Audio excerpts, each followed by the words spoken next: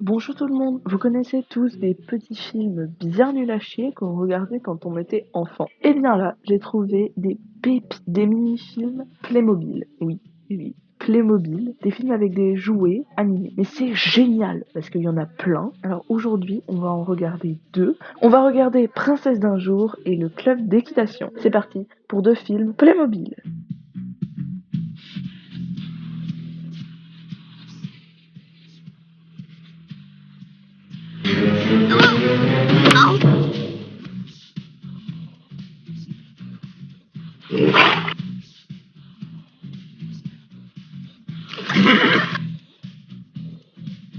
Tu es réveillé? J'arrive!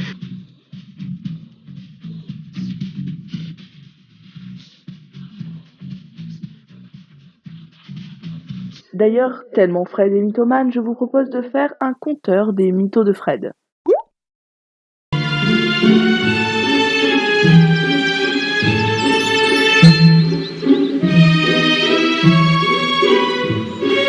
L'histoire commence avec Elisabeth faisant une leçon de danse. Enfin là, c'est plus un massacre qu'une leçon. De leur côté, Pina et Fred font une course, mais comme Fred assume pas d'avoir perdu, il balance un premier mytho. Faire un effort? Ce n'est pas très amusant de faire la course sans un adversaire digne de ce Tu nom. faisais la course? Moi, je t'ai suivi pour m'assurer que tu n'allais pas tomber. Bien sûr, dans tes rêves, oui. Pina démarre l'intrigue parce qu'on est déjà à 1 minute 30 sur 12. Elle nous dit qu'elle rêverait de danser au bal. Au même moment, au château, Celui-ci mériterait un petit coup de sécateur. Un jour, je vais épouser une princesse et à ce moment-là, je t'inviterai. la mère d'Elisabeth débarque. Chérie, dépêche-toi. Nous sommes invités pour le thé et avant cela, tu dois encore pratiquer ton violon et... Il y avait autre chose. L'équitation? Non, tu n'as pas le temps pour ça. Oh, ça me revient. Tu dois essayer ta robe de bal. Je n'ai pas envie d'aller à ce bal. Je veux apprendre à monter à cheval. Donc chez eux, la maison est ouverte sur l'extérieur. Pourquoi pas? Elle est vachement rigide, sa robe. Elisabeth décide de fuir de chez elle pour aller à l'écurie. Écurie.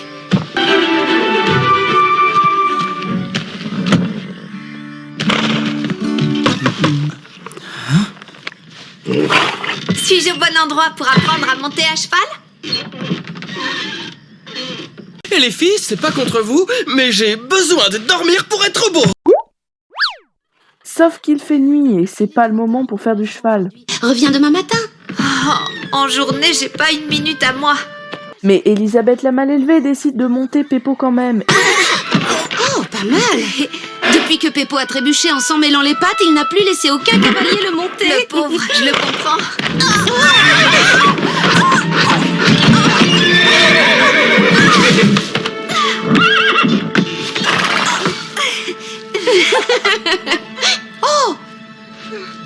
Je me disais bien que ton visage m'était familier. Pina et Elisabeth se racontent leur vie et décident donc d'échanger leur vie. C'est ce qu'on fait tous avec un inconnu rencontré il y a 1 heure. Pas vous? Enfin, c'est plutôt Elisabeth qui décide. Tu dansais à ma place et moi je m'occuperai de tes chevaux. Retrouve-moi au lever du soleil à la plus haute tour du château. Quoi? Attends, mais... Hé, reviens! Oh, à demain alors. Le lendemain, Pina arrive au château et oh my god, mais c'est réponse! Donc Pina prend la place d'Elisabeth qui va la remplacer aux écuries. On se voit le soir du bal.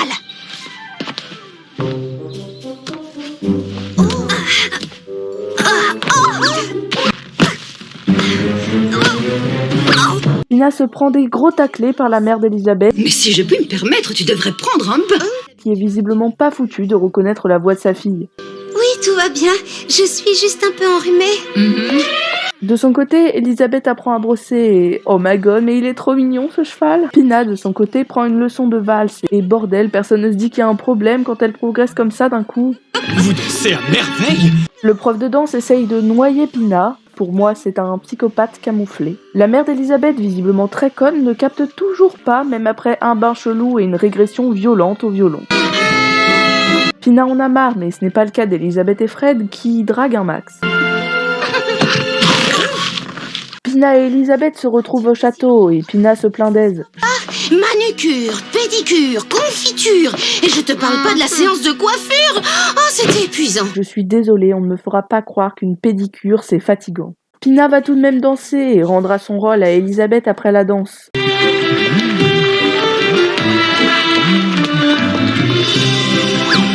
Pina danse, mais c'est Fred. Qu'est-ce qu'il fout là, celui-là? Le scénario a décidé de placer une fleur sur la tête de Pina, pile la fleur que Peppo aime bien, qui justement était à la fête par le plus grand des hasards.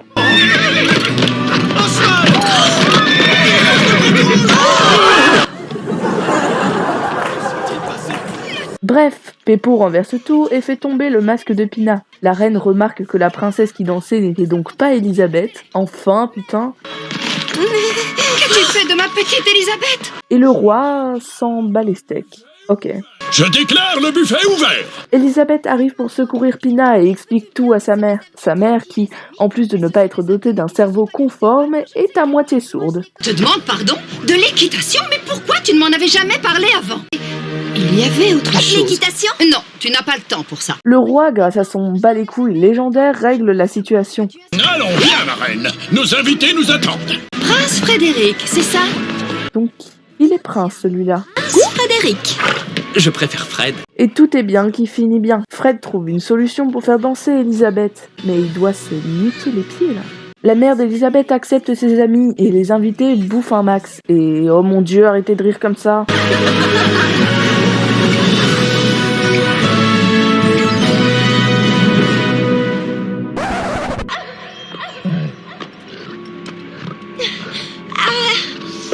Yep, that's me. You're probably wondering how I got myself into this situation.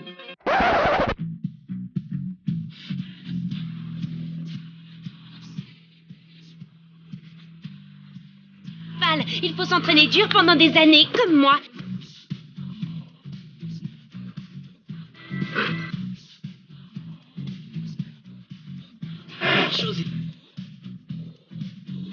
Tenez, une dent en or de ma grand...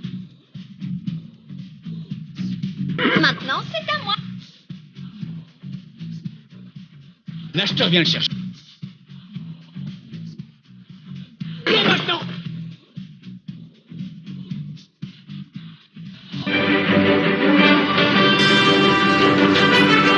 Le film commence par une balade à cheval de Anna et son frère.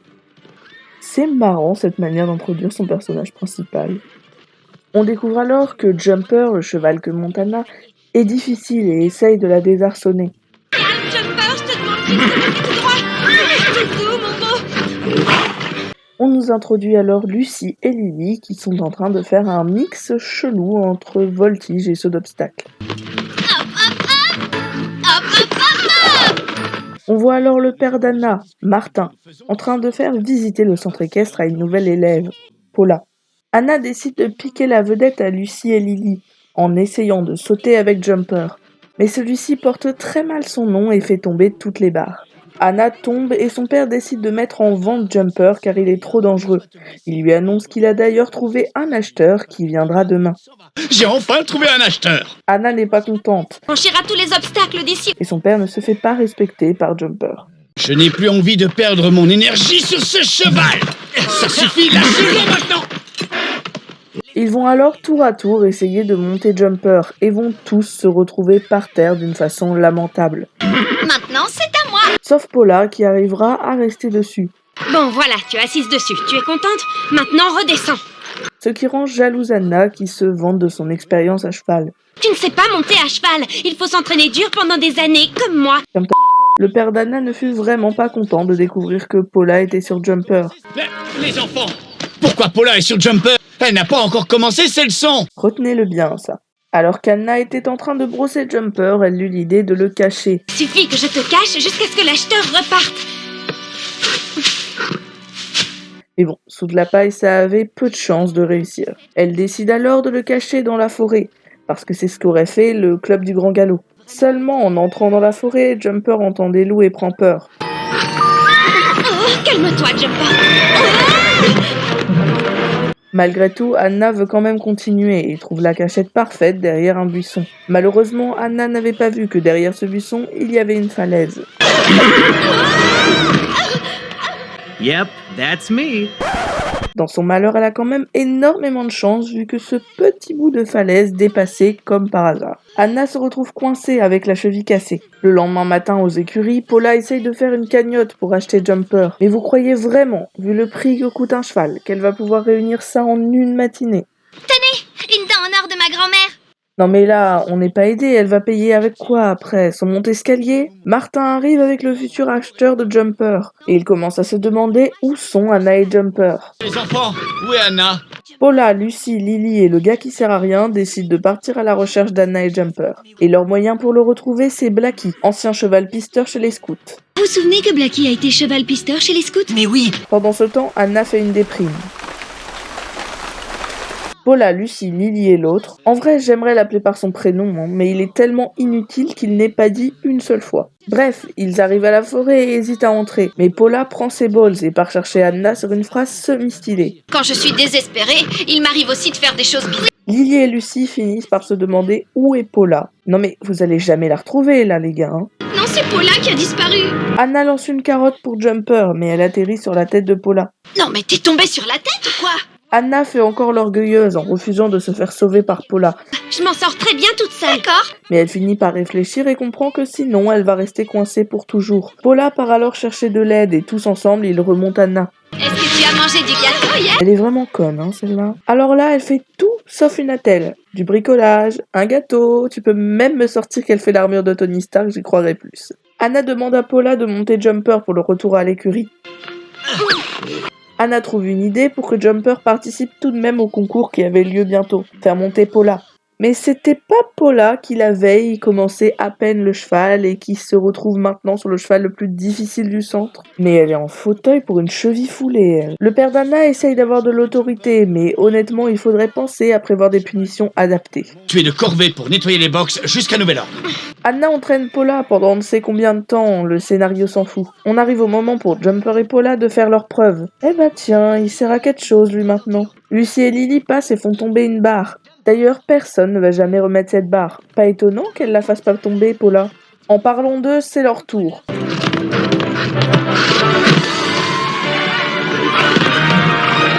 tu sors comme un pro, Jumper. Anna se revante. Vraiment la grosse tête, celle-là. Hein. Il n'y a pas que le cheval qui a du talent. Peut-être que je devrais donner des cours.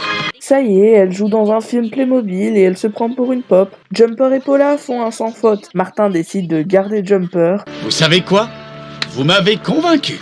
Je ne le vends plus, nous allons garder ce cheval têtu. Après tout, vous allez trop bien ensemble, vous et lui. Et ils rigolent tous, comme des débiles.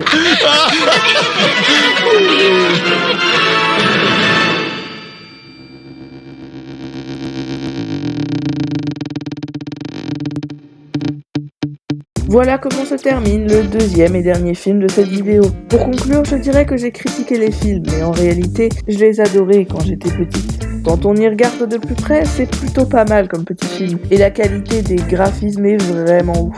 Comme je l'ai dit en début de vidéo, il y a vraiment plein de mini-films comme ça, Playmobil. Alors n'hésitez pas à dire si vous voulez une deuxième vidéo où nous regarderons Il faut aider les dinosaures et la malédiction des pharaons. Oui, j'ai déjà tout prévu. Bref, vous feriez mieux d'y aller parce que, comme la mère d'Elisabeth a dit... Tu n'as pas le temps pour ça. Allez, salut!